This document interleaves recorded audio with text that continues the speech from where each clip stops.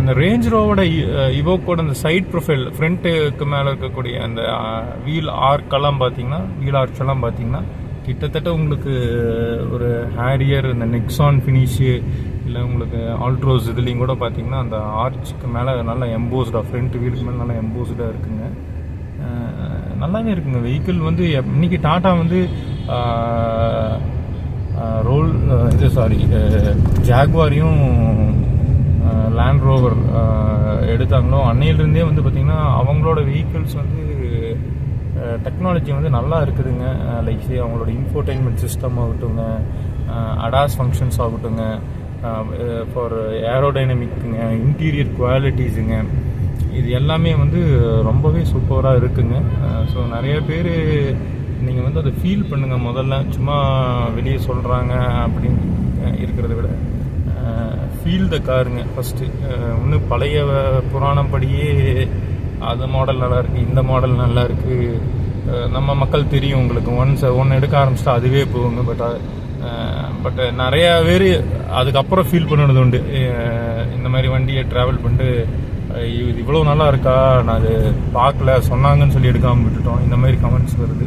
So எந்த வண்டியாக இருந்தாலுங்க, நாட் ஓன்லி ஃபார் டாட்டாங்க, நீங்கள் டெஸ்ட் ட்ரைவ் பண்ணி ஃபீல் பண்ணுங்கள். ஃபீல் பண்ணி நல்லா இருந்தால் மட்டும் you just go with the வெஹிக்கிளுங்க. ரிவ்யூஸ் வச்சு போகாதீங்க தயவு செய்து. அது வந்து அவ்வளோ ரிவ்யூஸ் வந்து எதுக்குன்னா உங்களுக்கு டவுட்ஸ் இருக்கும், உங்களோட ஃப்ரீக்வெண்ட்லி ஆஸ்க்டு கொஸ்டின்ஸ்க்கு பதில் தான் கிடைக்கும். பட் அது ஃபீல் கிடைக்காது, இமோஷ்னலாக உங்களுக்கு அந்த ஃபீல் கிடைக்காது. அது நீங்கள் வந்து உட்காந்து வண்டி ஓட்டி பார்த்த பின்னாடி தான் தெரியும். எனக்கே வந்து பார்த்தீங்கன்னா கிட்டத்தட்ட டாட்டா ஆல்ட்ரோஸ் எடுக்கலைங்க. நிறையா பேர் என்ன சொன்னாங்கன்னா why are going with that vehicle அப்படிங்கிற மாதிரி தான் கேட்டாங்க. நிறைய சஜஷன்ஸ் வருங்க. பட் ஃபீல் பண்ணப்போ தானே தெரியுதுங்க உங்களுக்கு அதோட ஃபங்க்ஷன் எப்படி இருக்குது அப்படின்னு. மைலேஜ் ஒரு விஷயம் சொன்னாங்க, வண்டி மைலேஜ் கிடைக்குமான்னு பார்த்துக்கோங்கன்னு. அதெல்லாம் ஓட்டுறவங்க கை பொறுத்துங்க. இப்போ என்னோட தெரிஞ்ச ஒருத்தவங்களோட பஞ்ச் வந்து பார்த்தீங்கன்னா ஓவரால் 30,000 கிலோமீட்டர்ஸ் ரன் பண்ணியிருக்குங்க. அந்த வீடியோ நான் உங்களுக்கு போடுறேன், நம்ம சேனலில் போட்டுடுறேன். அது வந்து பார்த்தீங்கன்னா கிட்டத்தட்ட 30,000க்கு வந்து 22 கிலோமீட்டர்ஸ் வந்து ஓவரால் மைலேஜ், ஆவரேஜ் மைலேஜ் நான் சொல்கிறேங்க. That is not at all பேடுங்க. அதேமாரி நம்ம வண்டி, இந்த வண்டி இப்போ நம்ம போயிட்டு இருக்கிற வண்டி வந்து பார்த்தீங்கன்னா ஓவரால் வந்து இப்போவே 21 ஃபார் 4,500 கிலோமீட்டர்ஸுங்க. அண்டு ஒரு சிங்கிள் ட்ரிப்பு 400 கிலோமீட்டர்ஸ் பார்த்தீங்கன்னா யூ வில் நாட் பிலீவிங்க 30 கிலோமீட்டர்ஸுங்க. 30 கிலோமீட்டர்ஸ்க்கான ரெக்கார்ட் அண்ட் ப்ரூஃப் வீடியோவோட உங்களுக்கு நான் போட்டு விட்றேன், நீங்கள் பாருங்கள். லிட்ரலி நானே நம்பலிங்க 30.1 போயிருக்கும். பட் அதில் போகுமா இல்லையான்னு எனக்கு தெரியல. டாட்டா பொறுத்தளவுக்கு 30 கிலோமீட்டர் பெர் லிட்டர் தான் மேக்ஸிமம் கொடுத்துருப்பாங்க, 0 to 30 அந்த ஆவரேஜ் மைலேஜ் இண்டிகேஷன் காமிக்கிற இடத்துலிங்க. அதாவது பேர் அது வந்து இன்ஸ்டன்ட் ஃபியூவல் எக்கானமின்னு சொல்லி இன்ஸ்டெஃபி அப்படின்னு இருக்கும். அந்த இடத்துல வந்து பார்த்தீங்கன்னா 30க்கு மேலே போகல. பட் கரெக்டாக ஆல்ட்ரோஸ் வச்சுருவங்களுக்கு, பஞ்ச் வச்சுருவங்களுக்கு நான் என்ன சொல்கிறேன்னா, நீங்கள் க்ரூஸ் பண்ண வேண்டிய ஸ்பீட் 30 கிலோமீட்டர்ஸ் அச்சீவ் பண்ணணும். அட்லீஸ்ட் 29 கிலோமீட்டர்ஸ் அச்சீவ் பண்ணணும்னா நீங்கள் க்ரூஸ் பண்ண வேண்டிய ஸ்பீடு வந்து 80 to 86 க்ரூஸ் பண்ணுங்க. ஆர்பிஎம் எவ்வளோ இருக்கணும்னு கேட்டிங்கன்னா ஒரு 2000 to 2100 இருக்கணுங்க. இதை கரெக்டாக மெயின்டைன் பண்ணிட்டீங்கன்னா உங்களுக்கு 100% நான் சொல்கிறது க்ரூஸில் இருக்கணும் வண்டி.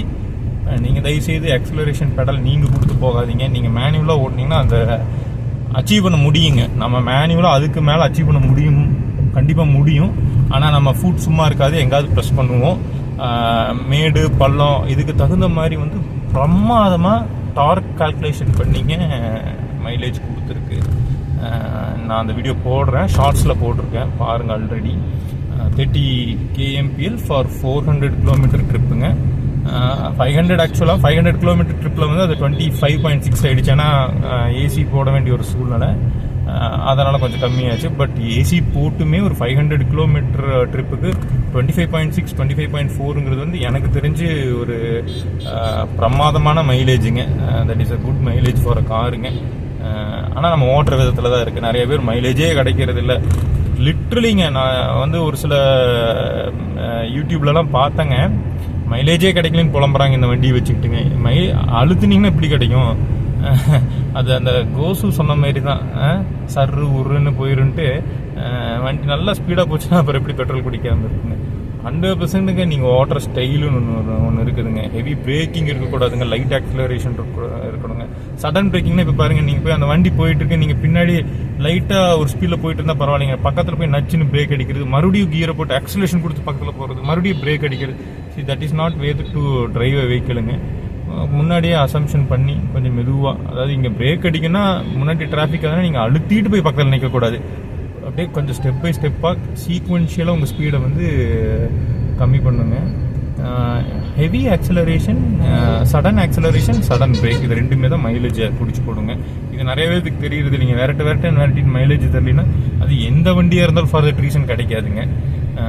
நான் ஒரு ஹைப்ரிட் வண்டி எடுத்துருந்தவங்க, I don't want to name the brand and மாடலுங்க. எங்கள் கம்பெனிக்குங்க they assured 29 kilometers. It's a hybrid, mild hybrid or some hybrid system சொல்லி ஒரு பிராண்டில் வண்டி எடுத்தவங்க. யூ வில் நாட் பிலீவுங்க, 14 கிலோமீட்டர் 15 கிலோமீட்டருக்கு மேலே கிடைக்கலிங்க. அவங்க ஃபஸ்ட்டு சொன்னது என்னென்னா கொஞ்சம் தூரம் ஓட்டுங்க, ஒரு 1000 கிலோமீட்டர் தான். எங்களுக்கு வந்து அந்த பெர் டே வந்து ஒரு 100 கிலோமீட்டர்ஸ் தேவைப்பட்ட ஒரு ஸ்பீடுங்க, அது கிலோமீட்டர்ஸுங்க.